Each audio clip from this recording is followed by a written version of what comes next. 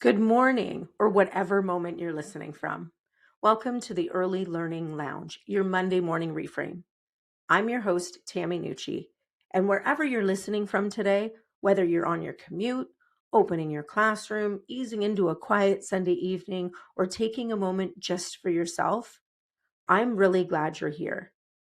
Moving forward, new episodes will be released on Sundays because Monday mornings can feel rushed, and let's be honest, many of us are already preparing mentally for the week's grind before Monday even arrives.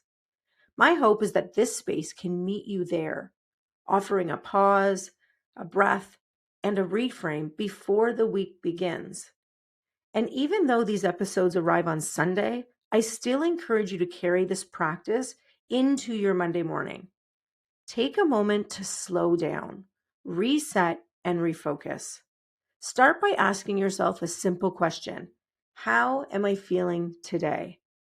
That small check in is a form of self care.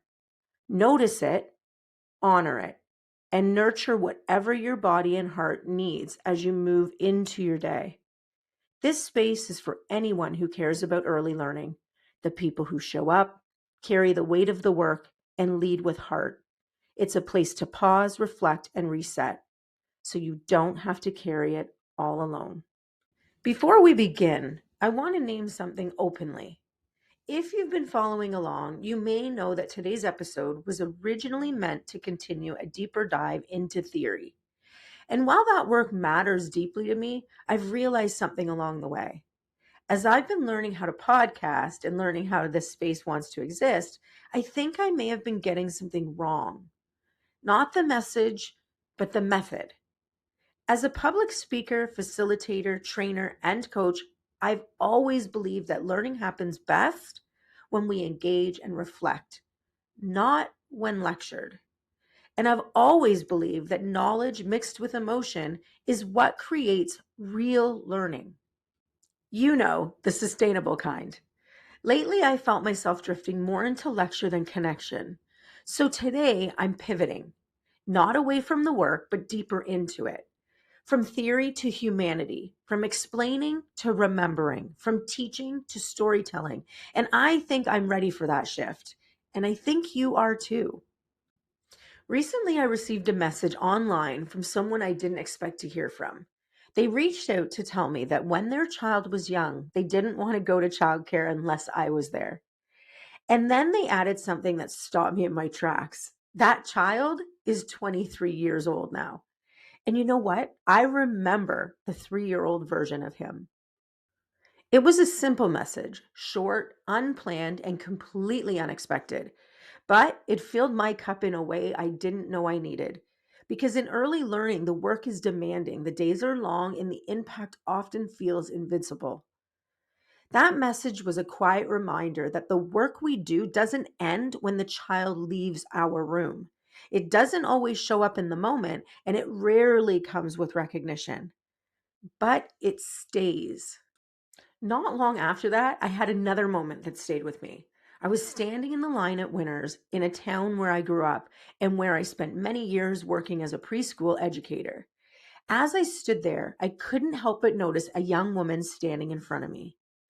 After a few minutes, something clicked. I realized she had once been a child in my preschool room. And then I had a second realization. I must have looked incredibly creepy because I had been staring at her for far too long while trying to place her. Just as I was deciding whether to say something, she turned around, smiled, and said hello. I laughed and said, "I am so sorry for staring, but do you remember me?" And let me be clear, this was a woman in her early 20s now. She smiled and said, "Yes, of course, Miss Tammy." I laughed again and said, "Oh, no, no, no, it's just Tammy." We chatted for a few minutes, caught up briefly, and went our separate ways. I smiled the entire way home, not because she remembered my name, but because she remembered me. And it brought back the truth that sits at the heart of early learning. As Maya Angelou once said, people may forget what you said and they may forget what you did, but they will never forget how you made them feel. And that's it. That's the work. Early learning is heart work. Success in this field doesn't rely on perfection, programming, or performance. It relies on children feeling safe, on knowing they are cared about, on trusting the adults around them, see the value in them, and that we'll be there. Children don't remember lesson plans. They don't remember schedules or outcomes. They remember safety. They remember belonging. They remember how it felt to be with us. Those moments don't fade with time. They grow with it. So if you're listening today and feeling tired or questioning your impact or wondering if what you do really matters, let these stories sit with you. You may never hear about the moments that stay, but they are there. And in closing, I want to try something new.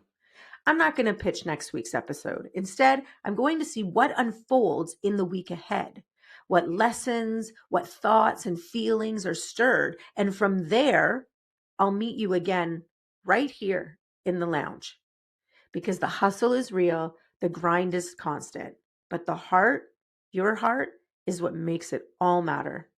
Until next week, keep leading with grit, hustle, and heart, and don't forget to refill your cup.